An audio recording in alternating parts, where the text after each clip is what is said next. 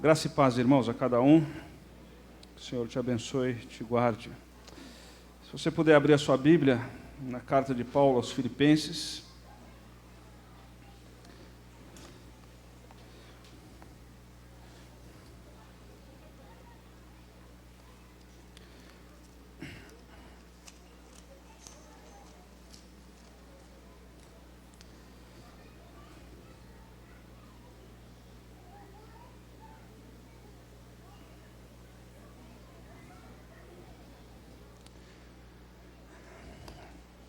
Na semana passada nós falamos alegria apesar das circunstâncias.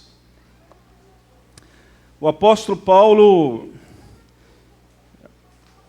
está preso em Roma, fica preso por volta de 4 anos, e durante o seu período de prisão ele escreve a carta aos Filipenses, Efésios, Colossenses, Filemão.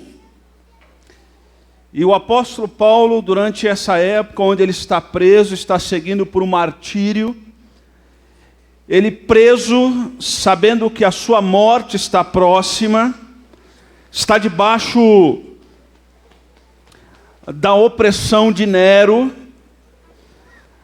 O apóstolo Paulo vai escrever no capítulo 1, no versículo 12, ele vai dizer que eu quero, irmãos, que vocês saibam que aquilo que me aconteceu. E nessa expressão nós fixamos a nossa reflexão na semana passada. Aquilo que me aconteceu. O que aconteceu com Paulo? Paulo está preso, seguido por martírio. E nesse contexto ele escreve uma carta sobre alegria. Portanto, nós aprendemos que o apóstolo Paulo nos ensina que é possível ser feliz mesmo diante de adversidades. E a pergunta que não quer calar é se você é uma pessoa feliz. A tua esposa pode dizer que você é feliz? Teu marido pode dizer que você é feliz. A mulher virtuosa, em Provérbios capítulo 31, os seus filhos saem à rua e diz: ditosa é mamãe, alegre é mamãe. Os outros podem dizer que você é uma pessoa feliz. Jesus disse que tendo dito essas palavras, ele disse para que a nossa alegria pudesse ser completa. O apóstolo Paulo, em Filipenses 4:12, vai dizer: aprendi o segredo de viver contente. E esse segredo é que Paulo nos ensina, e nos ensinou no capítulo 1, que é possível ser feliz mesmo diante de adversidades, mesmo diante de circunstâncias desfavoráveis. E o segredo de Paulo foi uma mente cristocêntrica. Uma mente onde Cristo é o centro da sua mente, a ponto de ele dizer no capítulo 1, para mim o viver é Cristo e o morrer é lucro. Portanto, a grande tese de Filipenses é no capítulo 4, no versículo 4, o resumo dessa tese de Filipenses, onde o apóstolo Paulo diz: alegre-se sempre no Senhor, novamente vos digo, alegre-se. Essa ênfase no texto alegre-se sempre.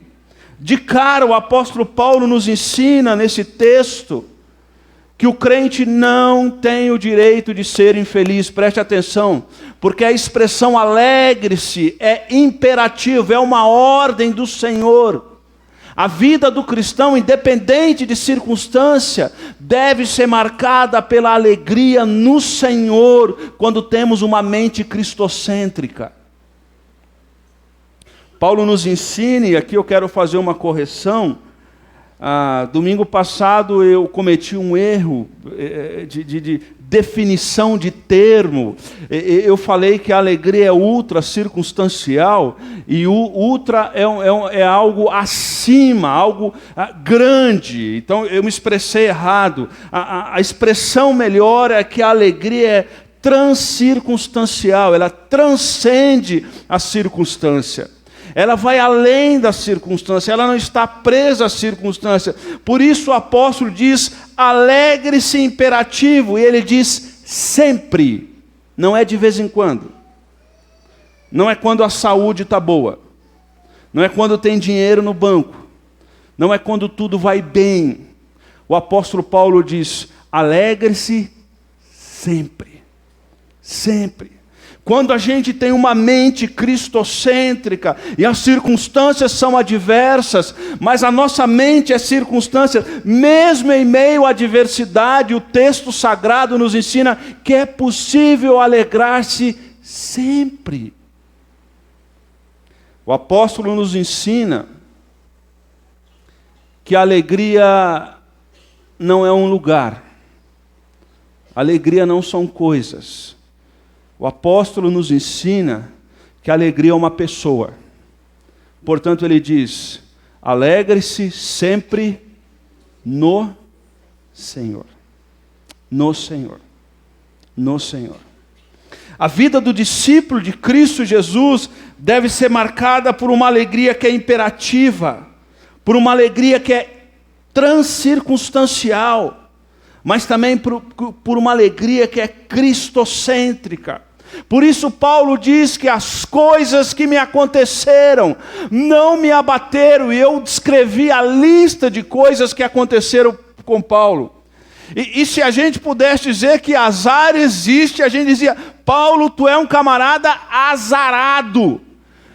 Tudo que pode dar errado, vai dar errado com você. Você pega um navio para ser preso, indo para Roma, o navio naufraga. Quando o navio naufraga, você vai acender uma fogueira para ajudar pessoas, a pessoa é picada por cobra. Quem é o culpado? Aparentemente dá tudo errado na sua vida. Paulo diz, as coisas que me aconteceram serviram para o progresso do Evangelho. O progresso do Evangelho. Um grande pregador inglês do século XVII, ele diz, pegue um santo, coloque-o sob quaisquer circunstância, e ele saberá como alegrar-se no Senhor. Como alegrar-se no Senhor. Preste atenção. Preste atenção. Quando nós confiamos no Senhor, entregamos a nossa vida a Jesus. Lembra da cadeirinha? O comando da nossa vida não está mais em nossas mãos. O comando da nossa vida, e toda vez que nós queremos trazer o comando para nós, a nossa mente se torna homocêntrica. A nossa mente se torna egocêntrica. E as circunstâncias irão roubar a nossa alegria. Portanto, no capítulo 1, Paulo disse que o primeiro ladrão da alegria foi as circunstâncias. Qual o remédio para isso? Uma mente cristocêntrica. Hoje, capítulo 2, Paulo vai nos ensinar que pessoas roubam a nossa alegria. Pessoas roubam a nossa alegria. E qual o remédio que o apóstolo vai nos ensinar? Termos uma mente submissa. O segredo da alegria do cristão está no seu modo de pensar e nas suas atitudes mentais. Por isso, na carta de Paulo a Filipenses, por diversas vezes, nós vamos ver a expressão mente, pensar, lembrar. Não se trata de recursos psicológicos, do tipo, pense positivamente e tudo ficará bem.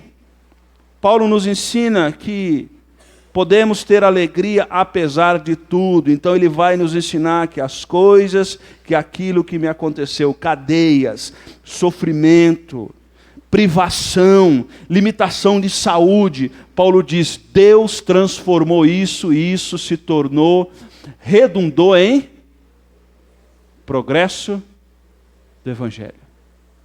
Não o meu progresso, não a minha glória, não o meu bem-estar, Mas o evangelho avançou, Paulo diz. Agora no capítulo 2, nós vamos trilhar por alguns minutos sobre a alegria apesar das pessoas. E a pergunta que eu gostaria de fazer nesse início, só para a gente pensar um pouquinho: você já perdeu a alegria por causa de alguém?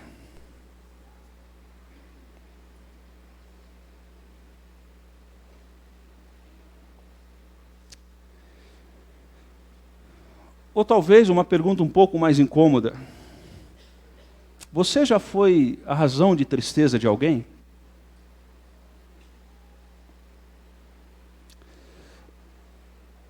A igreja de Filipenses, de Filipos, era uma igreja que tinha uma boa visão do portão para fora. Era uma igreja engajada com missões. Era uma igreja que toda vez que Paulo precisou dessa igreja, ela acudiu Paulo. Mas essa igreja ela começou a ter alguns problemas internos, e que precisavam ser tratados à luz da teologia. É interessante que quando a igreja tem um problema, e preste atenção nisso, quando a igreja tem um problema, Paulo trata essa igreja com a visão de Deus para o problema, com a teologia. Paulo não marca um churrasco, um futebol, um acampamento. Paulo trata isso com a palavra, com o texto sagrado. E a igreja é o povo da palavra. E o dia que a igreja deixar de ser o povo da palavra, ela deixa de ser igreja, não existe razão de existir. Vamos para Caraguá. Porque o dinheiro só dá para Caraguá, né? Se tiver um pouquinho mais, nós vamos para Ilhabela ou Ubatuba. Acabou! Acabou! A igreja é o povo da palavra. E Paulo agora vai dirigir esse povo pela palavra. Por exemplo, existiam duas irmãs lá na igreja de Filipe, que estavam dando trabalho, em Filipenses capítulo 4, Evódia e Sintique. A irmã Evódia e a irmã Sintique. Então, quando a cantina da igreja era da irmã Sintique, a família da irmã Evódia não comprava. Quando a cantina era da irmã Evódia, a família da irmã Sintique não comprava. Eles entravam, adoravam a Deus, cantavam juntos, podemos andar. Mas na hora que o dirigente falava assim, cumprimenta, ele dava volta um do outro.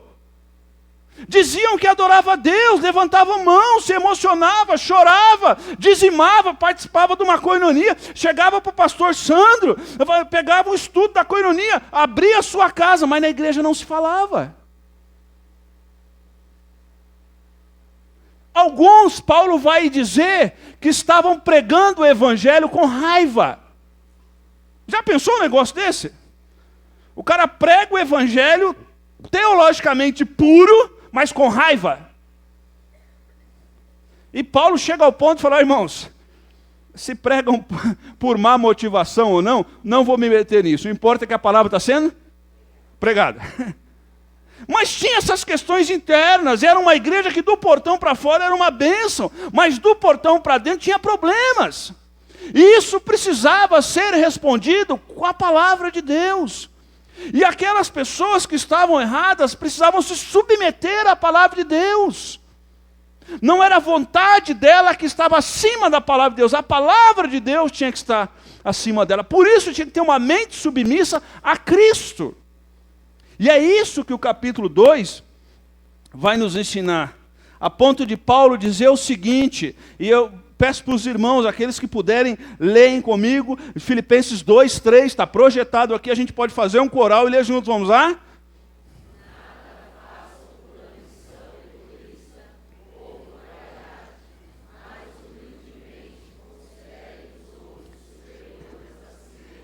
Paulo está dizendo para os irmãos, no dia a dia de igreja, no culto público, nada façam por ambição egoísta ou vaidade. Durma com esse barulho. Tinha gente na igreja de Filipos fazendo a obra por ambição, por egoísmo e por vaidade. E Paulo agora escreve o capítulo 2 de Filipenses para corrigir isso. para dizer não. É interessante que Paulo poderia escrever Filipenses e dizer assim: eu estou preso, faça uma campanha de oração para o Senhor me soltar da cadeia. Façam 14 semanas de jejum. Faça isso, faça aquilo. Contrate um advogado, faça aquilo, faça 1000 coisas. Paulo não faz isso. Paulo preso, ele corrige uma conduta errônea daqueles que se diziam discípulos de Cristo Jesus. A ponto de ele fazer: vocês que estão na igreja, não façam nada por ambição egoísta. A ideia é por projeção pessoal, para o meu nome ser exaltado. Mais ou menos como algumas pessoas fazem o seguinte: se eu deixar esse ministério, você vai ver essa igreja, vai acabar.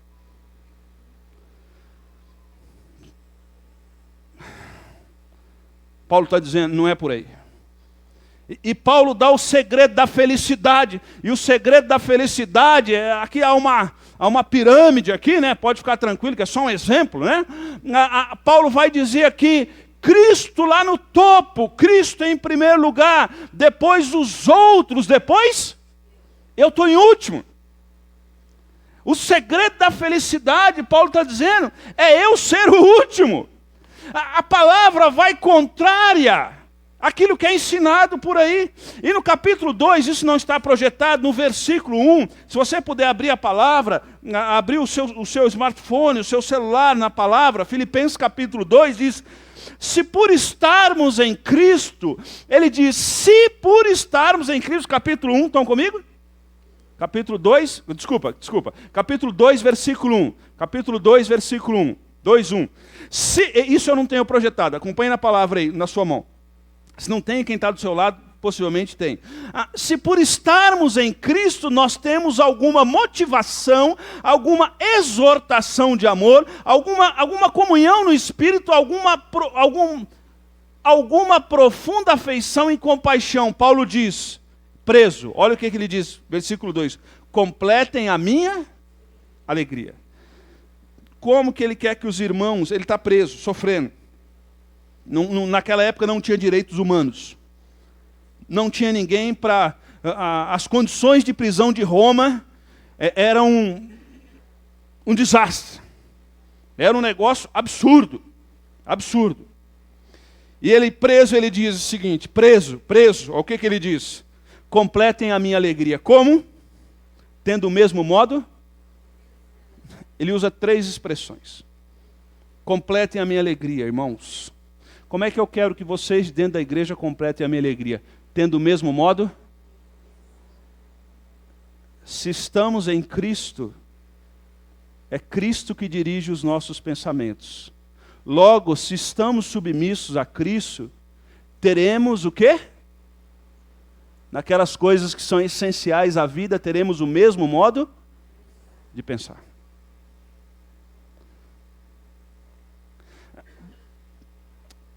Deixa eu exemplificar isso para ficar um pouco mais simples para os irmãos, para que eu possa me fazer, se os irmãos possam me entender um pouco melhor. Você já viu filho que pede uma coisa para o pai fala uma coisa, pede para a mãe fala outra coisa sobre o mesmo fato? Mas, pai, a mãe falou isso, e fica uma confusão. Há um bom tempo lá em casa, minha esposa estipulou um negócio. Foi ela que fez isso, ela estipulou uma coisa. Sempre a gente combina as coisas. Então a gente entra no quarto, ensaia, depois sai, combinou. Está entendendo? Para os filhos não ficarem confusos. Às vezes eu tenho um pensamento diferente, às vezes ela tem o mesmo pensamento. Mas quando a gente conversa, a gente vê o que é melhor para todo mundo. Estão me entendendo? O que é melhor para todo mundo. E aí a gente sai e a gente tem o mesmo modo de pensar. Consegue entender agora? É isso que o texto sagrado está dizendo. Completem a minha alegria. Como? Tendo o mesmo modo de pensar. Tendo o mesmo amor, a segunda expressão que ele usa no verso 2. Tendo o mesmo amor. Possivelmente aqui ele está falando, tendo um amor sem segundas intenções. E ele diz, um só espírito e uma só atitude. Aí depois que ele vem falar. Portanto, irmãos, não faça nada por ambição egoísta ou vaidade. Quando que a gente não faz as coisas por ambição egoísta e vaidade? Porque quando a gente faz por ambição egoísta e vaidade, o que redunda é em confusão, é em briga, é em diz-que-me-disse, é em gente emburrada, é em gente triste, é as evode e as síntiques. Mas Paulo diz, se estamos em Cristo, é Cristo que dirige agora o nosso modo de pensar. É Cristo que dirige o nosso amor. É Cristo que dirige as nossas emoções. É o Espírito Santo de Deus que testifica com o nosso espírito que nós somos de Deus e nos dirige por caminhos que são eternos. Amém? Estão entendendo? É isso que o texto sagrado está dizendo. E agora ele diz, deixa eu dar um exemplo para vocês. E agora ele vai dar alguns exemplos de pessoas que foram felizes, mesmo quando outros fizeram mal para ela. E por que elas foram felizes? E ele começa falando primeiro sobre Jesus no capítulo 2. E ele dá o primeiro exemplo. Qual é o primeiro exemplo? Ele fala, Jesus, olha o verso 4 de Filipenses, capítulo 2, acompanha aí onde você tem na sua Bíblia. Filipenses capítulo 2, verso 4 diz, cada um cuide não somente dos seus, mas do interesse dos outros. Não é cada um cuidando da sua vida, mas não é aquela intromissão. Ele diz, é um cuidado fraterno, é um cuidado amoroso, é isso que ele está dizendo. E agora ele dá exemplo, no verso 5 ele diz, como é que a gente cuida dos interesses dos outros? Ele diz, verso 5, seja a atitude de vocês a mesma que foi de quem? De Cristo, porque qual é o alvo? Qual é o alvo? Cristo. A pergunta é, quem faz a nossa cabeça?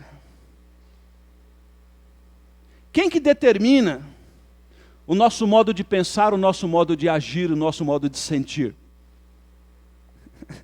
Aos pedagogos de plantão, plano de aula. No final da aula, o aluno deve saber pensar, agir e sentir.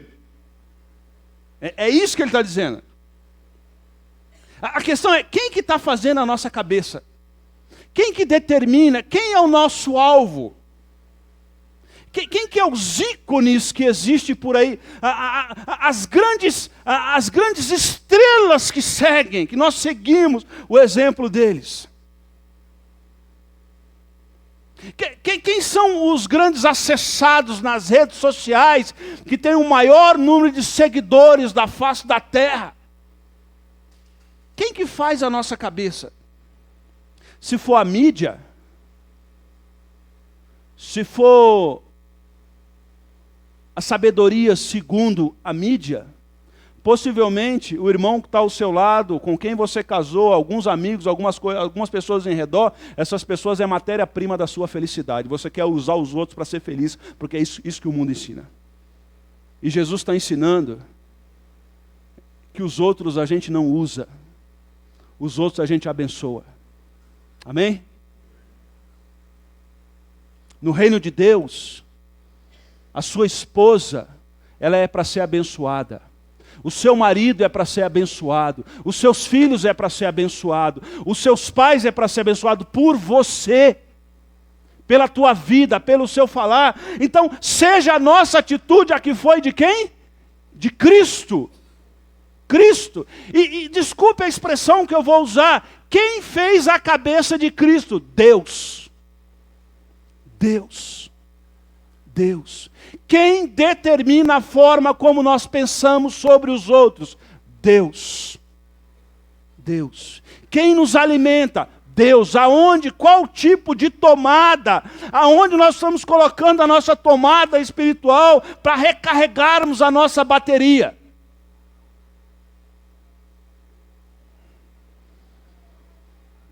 Eu gostaria de desafiar nessa noite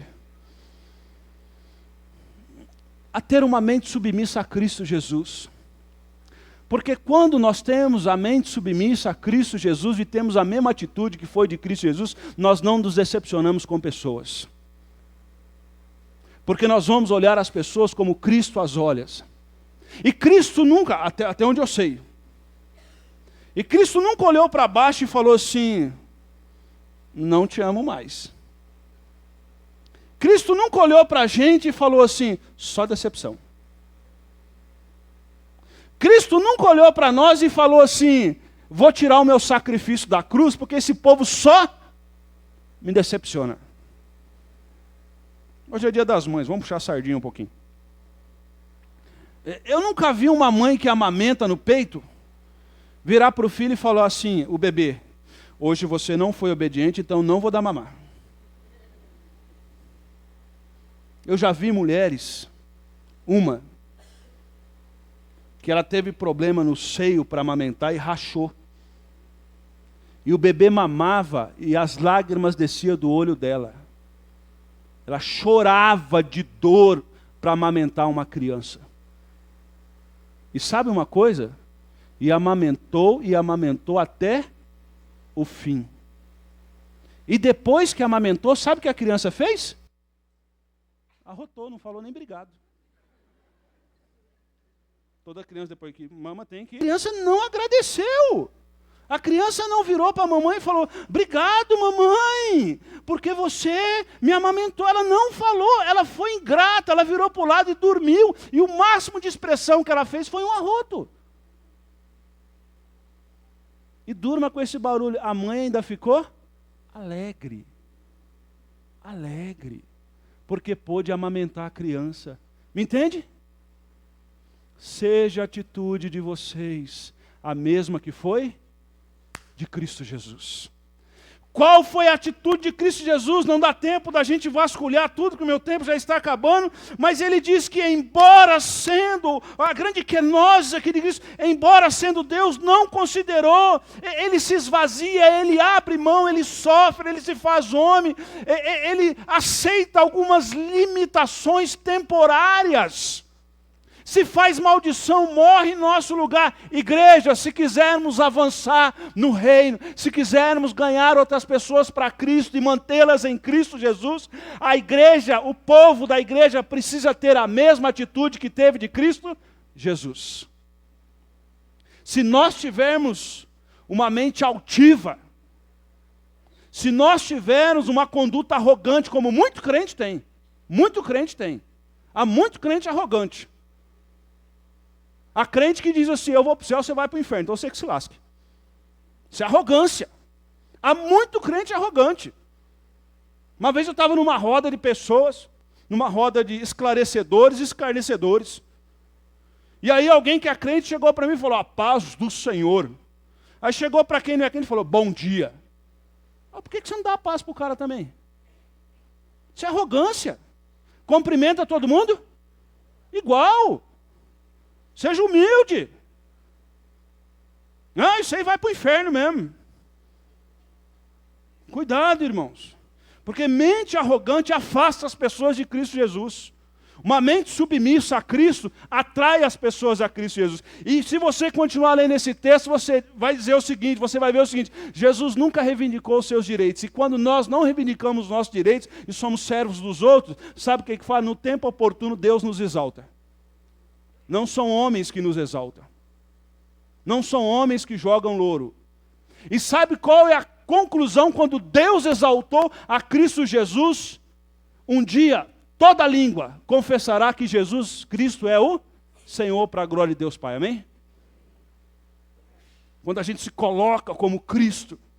Ah, pastor, mas você não sabe o que a pessoa fez comigo. Você não sabe o que fez com Jesus também?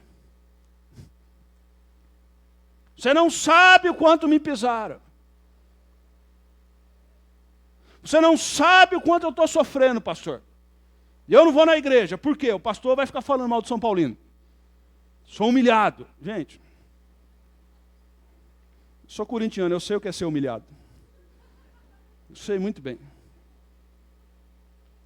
Jesus não pensou em si mesmo. Pensou nos outros. abriu mão da sua glória, desceu das alturas e usou os seus privilégios para quê? Para quê, irmãos? Para abençoar outros. Ele não usou o seu know-how, ele não usou a sua capacidade para usufruir dos privilégios. Ele usou toda a capacidade e privilégio que tinha para abençoar. É engraçado que toda a igreja que cresce de maneira sadia, que alcança outros, que tem uma visão missionária, que tem uma pregação cristocêntrica, que tem uma liderança qualificada, é um povo que sempre está preocupado com os outros. Os outros. Os outros. Cristo exaltou no devido tempo, e eu preciso só ler esse texto aqui para os irmãos. A exaltação incomparável de Cristo constitui no fato dele ter recebido o nome que está acima de todo nome. Ele recebeu esse nome por herança, de acordo com Hebreus 1:4. O nome de Jesus é agora a posse da igreja. Por meio desse nome, os enfermos são curados, os perdidos são salvos, os crentes são perdoados, os cativos são libertos, as orações são respondidas. O apóstolo Paulo diz que devemos fazer tudo em nome. Sabe por quê? Porque o nome dele tem poder, porque ele se humilhou e no tempo certo Deus o exaltou. Sabe por quê? Porque ele não pensava nele, ele pensava nos outros. Que Deus nos faça uma comunidade que olhe para Jesus. Para Jesus. Porque quando nós olhamos para Jesus, nós não nos decepcionamos com pessoas. Porque nós seguimos Jesus, nós não seguimos pessoas. Porque quando nós seguimos pessoas, nós vamos nos decepcionar. Olhe para Jesus, por isso que Paulo dá o primeiro exemplo. Tende o mesmo sentimento que teve em Cristo. Tenha o mesmo sentimento que teve em Cristo. O segredo de se viver feliz é pensar nos outros, muito mais do que em nós. Você quer ver alguém feliz? É alguém que pensa nos outros. Você quer ver alguém infeliz dentro da igreja? Só pensa nele. O infeliz, ele chega aqui e fica assim, vamos ver se vai me cumprimentar. O feliz entra aqui e sabe o que ele faz? Ele fica procurando quem ele pode cumprimentar.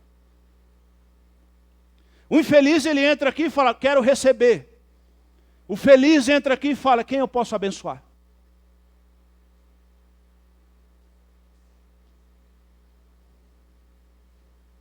O segredo de se viver feliz lá dentro da sua casa, sabe qual que é?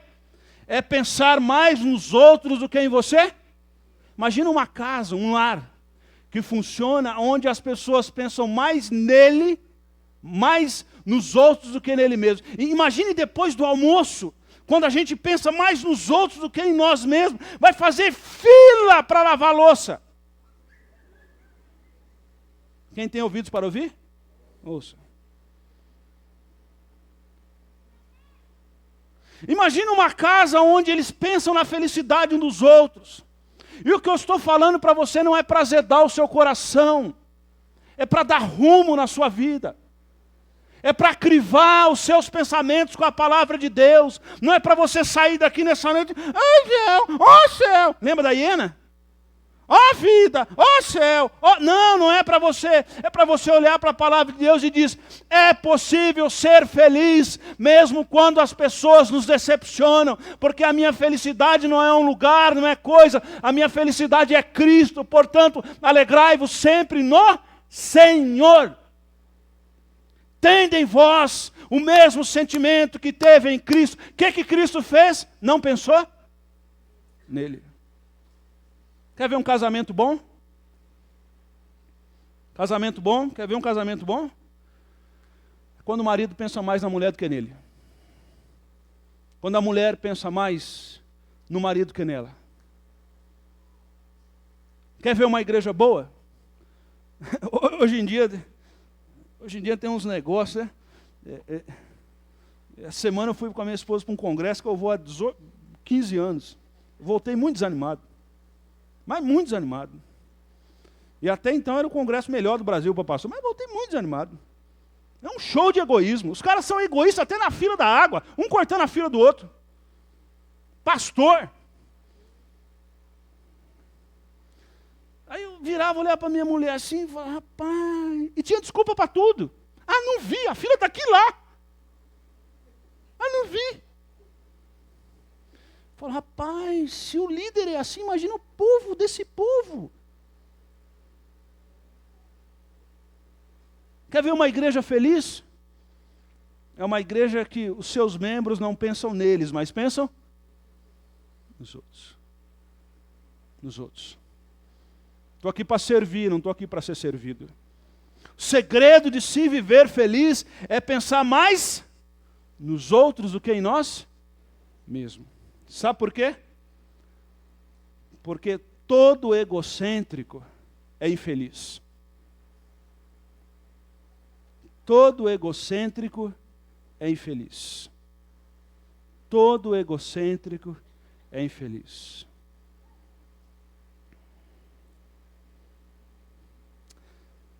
Paulo dá o exemplo dele também.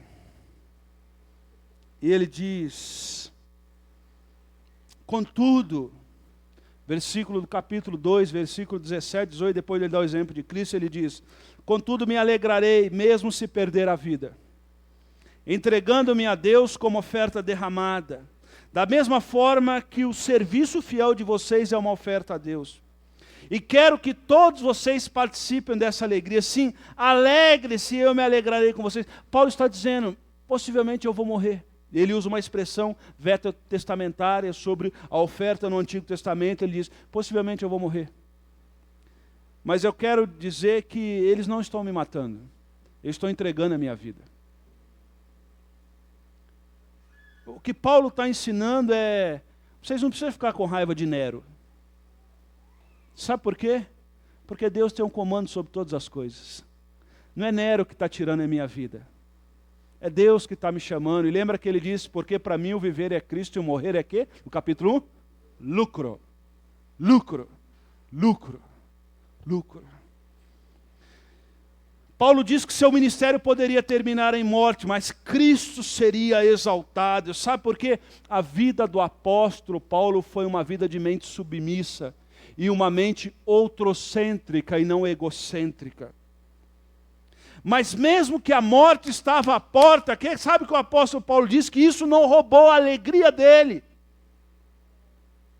Falei esses dias, semana passada, para os irmãos, um grande pastor norte-americano, ele ficou internado, teve um infarto chamado Paul Washer, e algumas pessoas do hospital dizem que aquele pastor, carregando o seu soro no hospital, evangelizou todas as pessoas do hospital.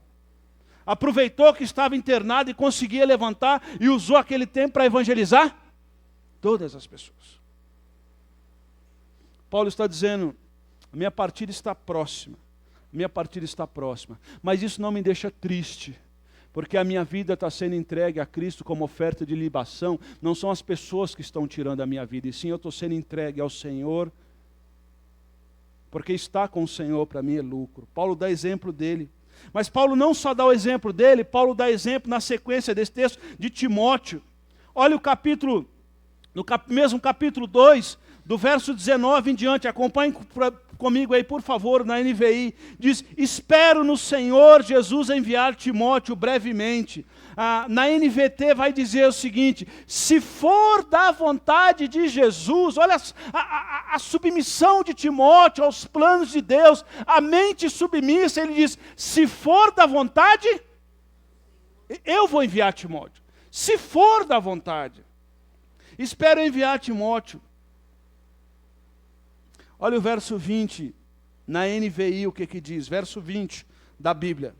Paulo diz o seguinte, não tenho ninguém que como ele tenha interesse sincero pelo bem-estar. Paulo olha e chama Timóteo e diz, eu não tenho ninguém na igreja que tenha tamanho sincero, tamanho desejo sincero pelo bem-estar de vocês quanto Timóteo. Deixa eu te fazer uma pergunta. Se Paulo chegasse aqui e olhasse para nós, ele poderia separar alguns de nós e falar como está falando de Timóteo? Tenho aqui no TBB, Timóteos. Por que, Paulo? Porque são pessoas que, com sinceridade no coração, têm interesse pelos outros. Tem em vocês o mesmo sentimento que teve em Cristo? Qual o sentimento que teve em Cristo Jesus? Sincero interesse pela vida dos outros. Você quer ver uma igreja que não faz diferença nenhuma na cidade? É uma igreja onde pessoas só pensam neles. Você quer ver uma igreja que faz diferença na cidade? É uma igreja formada de Timóteos. Pessoas que olhamos ao redor, eles olham e dizem, essas pessoas têm interesse. Olhamos, não achamos mais ninguém. Esses têm interesse. Esses têm interesse. Esses têm interesse. E nós vivemos num mundo extremamente egoísta. Extremamente egoísta. Extremamente egoísta. Deixa eu compartilhar algo com os irmãos. Eu já estou encerrando. Há 3 semanas atrás eu fui chamado na Secretaria de Infraestrutura da Prefeitura. E o prefeito mandou me chamar. E o pessoal da Secretaria de Infraestrutura falou para mim, nós queremos diminuir gastos na prefeitura. E alguém falou para mim que você pode opinar algumas coisas. Eu falei, peraí, eu pensei comigo, eu vou opinar do orçamento da prefeitura, da infraestrutura? Eu falei, não, mas eu sou pastor. Não, mas falaram para a gente que você tem algumas ideias. Eu falei, não, vocês têm uma estrutura boa, que eu acho que é ociosa. E aí eu fui tomando liberdade e falei que eles não fazem nada. Em outras palavras. Deixa eu resumir a história para vocês. Eu propus algo muito simples, até com equipamento meu, vou emprestar, debaixo de uma tipo de responsabilidade. E no final da conversa, um dos secretários, que eu sei que ele não gosta de crente,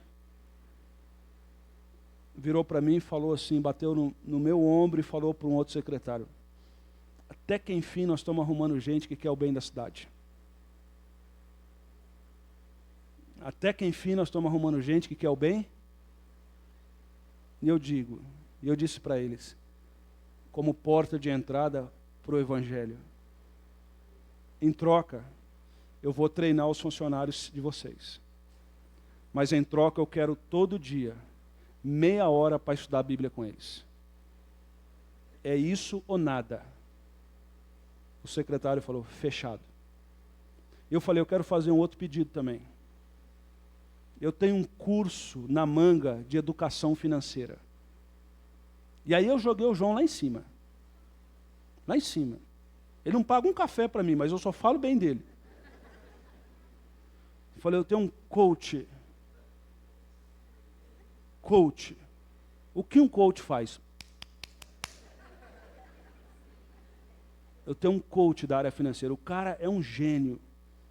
E nós queremos capacitar os funcionários da prefeitura em educação financeira. O cara, sério? E aí eu vi que eu ganhei moral, eu fui para cima. Eu falei, e outra, esse cara, ele é formado pelo Instituto Economy. Sério? O cara nem sabe o que é, mas eu joguei para dar uma moral. Economy. Pastor fechado. Vocês fariam isso por nós? Faríamos.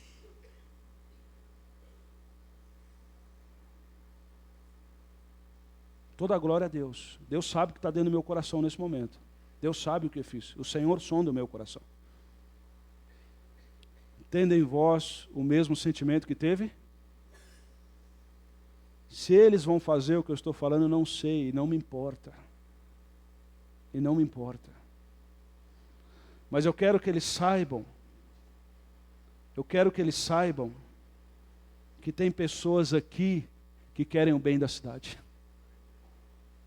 Que querem o avanço da cidade. Se eles vão nos dar oportunidade ou não, não me interessa. Não me interessa. Mas eles sabem que quando precisarem, estamos aqui. E a minha última conversa com o prefeito foi a seguinte. Com muito respeito, eu gostaria de dizer para o senhor que a prefeitura não tem nada para oferecer à igreja. Mas a igreja tem tudo para oferecer para a prefeitura. Nós não queremos nada, nada, porque vocês não têm nada para oferecer. Sabe por quê? Porque vocês não têm Cristo. E quem não tem Cristo não tem? Tem gente que é tão pobre que a única coisa que tem é dinheiro. Mas quem tem Cristo tem tudo. Timóteo diz, ninguém é igual a Timóteo. Ele serve, o texto vai dizer, ele serve. Ele foi aprovado. Talvez Timóteo, dia das mães hoje, talvez Timóteo aprendeu com a sua mãe e com a sua avó desde criança. Desde criança. Aprendeu com a sua mãe a servir, a pensar mais nos outros do que em si mesmo. Mas não só isso. O texto sagrado vai narrar Epafrodito. Ele dá o exemplo de Cristo, dele, Timóteo e Epafrodito. Tem alguma irmã grávida aí, um bom nome para você colocar no seu filho. Epafrodito. E o texto sagrado diz, do verso 25 a 30, eu vou ler nessa projeção aqui, enquanto ele não pode mandar Timóteo, ele diz, enquanto isso, peço que deva ele enviar de volta quem? Verdadeiro irmão. Olha o que ele diz, verdadeiro. Lembra na carta de 3 João, Diótrefes? Gaio e Diótrefes, lembra disso? Diótrefes, João dizia que ele só quer aparecer na igreja. Glórias para mim. Aí quando você vê Epafrodito, o que é Epafrodito? Um verdadeiro irmão. Um verdadeiro irmão, colaborador e companheiro de lutas. Está certo que essa expressão companheiro de luta está desgastada. Mas pense um pouquinho antes, companheiro de lutas. Tinha uma luta, quem estava lá? Quem estava lá? Epafrodito. Tem um negócio difícil, quem está lá? Epafrodito. Epafrodito é companheiro de lutas. Ele deseja muito vê-los e está angustiado porque vocês souberam que ele esteve doente. De fato, quase morreu. E aqui há uma briga teológica, no bom sentido. Possivelmente Epafrodito adoeceu gravemente quando foi levar a oferta a Paulo, durante a viagem. Quando ele foi levar a oferta, ele ficou doente. Deve ter pego uma enfermidade, não sabemos o que é. Mas Paulo está dizendo, ele quase morreu, ele ficou enfermo e de fato ele quase morreu. Ele quase morreu. Mas olha o que Paulo diz. Mas Deus teve misericórdia dele e também de mim, para que eu não tivesse uma tristeza atrás da outra. Primeira vez que Paulo fala sobre tristeza na carta de Filipenses. E Paulo diz, receba-o com grande alegria, pois arriscou a vida pela obra, tende em vós o mesmo sentimento que teve em Cristo. Cristo não pensou nele, Cristo pensou nos outros. Olha Epafrodito aqui, arriscou a própria vida pela obra.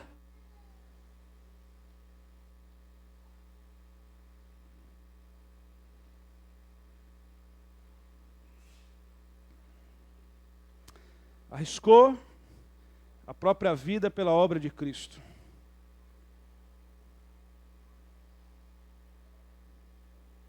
Há um prato que a gente come, que é arroz com feijão, ovo, bacon e bife. Como é que chama esse prato?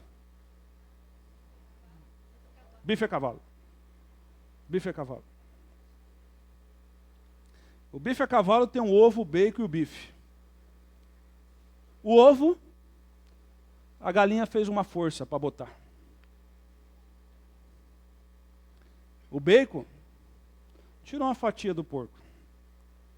Mas o bife, a vaca deu a própria. Tem uns na igreja que faz uma forcinha. Tem uns que deixam arrancar um pedacinho. Mas tem gente que é como Epafrodito. É capaz de dar a própria. Quem é você? Sou nenhum dos três, pastor, que eu sou vegetariano. Crente é criativo para dar desculpa. Crente adora dar desculpa. Sabe o que Paulo diz? Receba o Epafrodito com Quem que a gente recebe com alegria? Quem pensa nos outros e não nele mesmo. Pois arriscou a vida pela obra de Cristo, esteve a ponto de morrer, enquanto fazia por mim o que vocês mesmos não podiam fazer. Fez por mim aquilo que por vocês não podia fazer. Nos grupos pequenos, o pastor Sandro vai passar, eu tenho aqui, não vai dar tempo. Quais os passos que eu dou agora quando alguém me ofende? Como que eu manifesto perdão? O que eu faço? Mas Paulo diz aqui, igreja, quer avançar? Quer avançar? Quer crescer, impactar? Quer fazer festa no céu? Porque tem igreja que é boa para fazer festa aqui na terra, e não faz festa nenhuma no céu. Quer fazer festa no céu? Sabe qual é o segredo? Tenha o mesmo modo de pensar. Tenha o mesmo amor, tenha o mesmo espírito, uma só atitude. Olhe para Cristo. O que é que Cristo fez? Seja em vocês a atitude a mesma que foi de Cristo Jesus. Ah, mas Cristo está muito longe de nós. Tá bom, olhe para Paulo. Ele fala, olhe para mim. Estou prestes a morrer. Não estou triste. Ah, tem mais um aí, tem um jovem na igreja. Um jovem que ninguém dá nada para ele, sabe por quê? É filho de vó.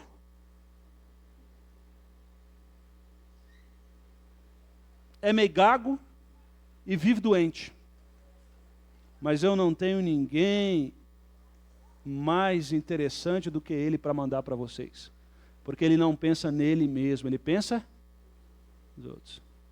Enquanto eu não posso mandar esse jovem, eu vou mandar Epafrodito. Sabe quem é Epafrodito? Aquele que arriscou a vida. Será que a gente está disposto a arriscar a vida para abençoar os outros? Será que a gente está disposto a pensar mais nos outros do que em nós mesmos? Fica o desafio para mim e para você. Para que a gente não perca a alegria no Senhor com pessoas, que a nossa mente possa estar submissa a Cristo Jesus. E sabe por que nós nos decepcionamos com pessoas? Porque nós queremos das pessoas aquilo que só Cristo pode dar. Só Cristo pode dar.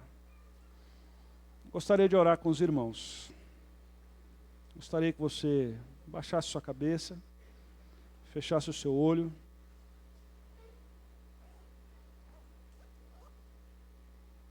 Tivesse um tempo de oração.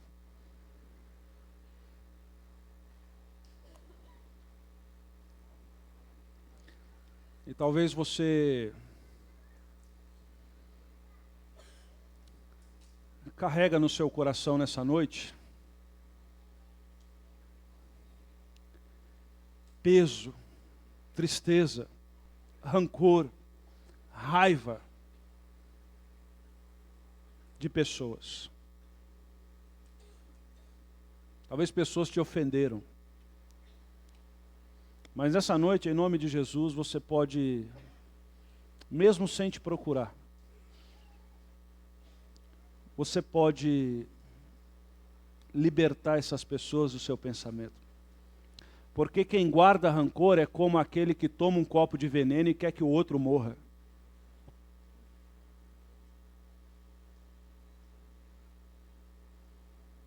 Talvez você foi ofendido.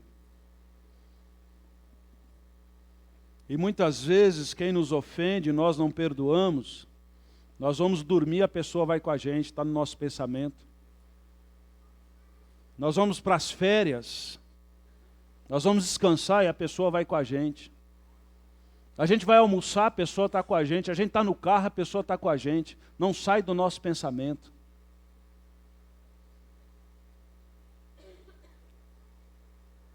Quando pessoas nos ofendem,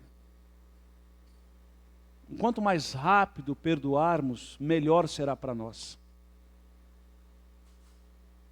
Menos desgaste teremos. A palavra de Deus diz que nós temos que perdoar uns aos outros como Deus em Cristo nos perdoou. Ah, pastor, eu não sinto que devo perdoar. Perdão não é um sentimento, é uma decisão.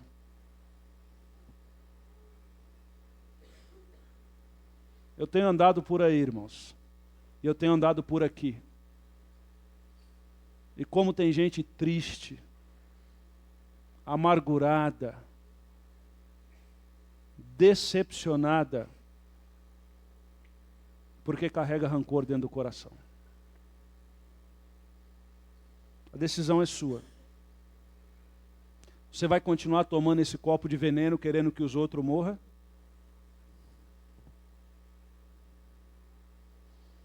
Ou você vai ter o mesmo sentimento que teve de Cristo Jesus? Essa é a nossa oração nessa noite, ó Deus. Que os nossos relacionamentos,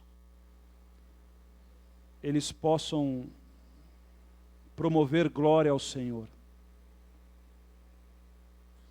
Que os nossos relacionamentos possam honrar ao Senhor. E que a igreja possa ser um campo onde as pessoas têm o mesmo modo de pensar, o mesmo modo de agir, o mesmo modo de sentir. Que essa igreja não possa ser um campo de batalha como foi a igreja de Filipos, onde Evódias e Síntiques estão procurando os seus próprios interesses e não o avanço do reino de Deus.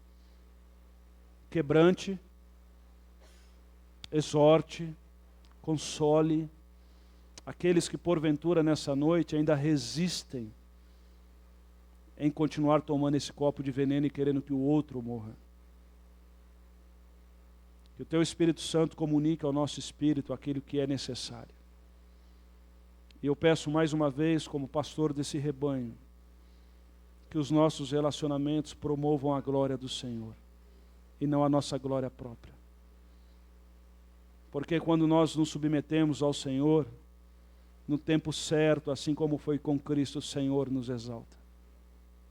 Obrigado por essas verdades. Levante no meio da sua igreja nessa noite Timóteos e Epafroditos.